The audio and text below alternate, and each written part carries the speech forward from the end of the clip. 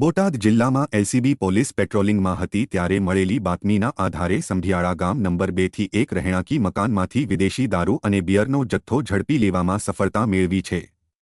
Botad LCB પોલીસે ગ્રામ્ય વિસ્તારમાં પેટ્રોલિંગ દરમિયાન સંધિયાળા 2 ગામમાં એક રહેણાંકી મકાનમાંથી 2352 બોટલ અને 119 બિયર ટીન મળી કુલ ₹5,80,000નો દારૂ અને બિયરનો જથ્થો ઝડપીને રઘુભાઈ ભૂપતભાઈ ખાચર વિરુદ્ધ ગુન્હો નોંધી ધોરણસરની આગળની કાર્યવાહી હાથ ધરી છે।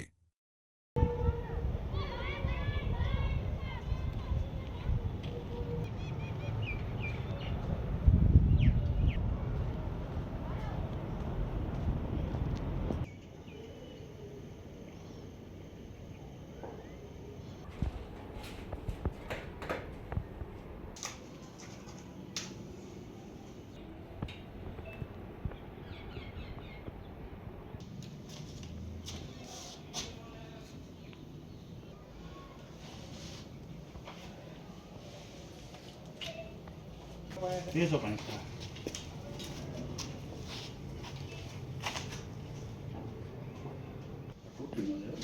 એક તો તૂટી ગઈ ટીવી વાળી એટલી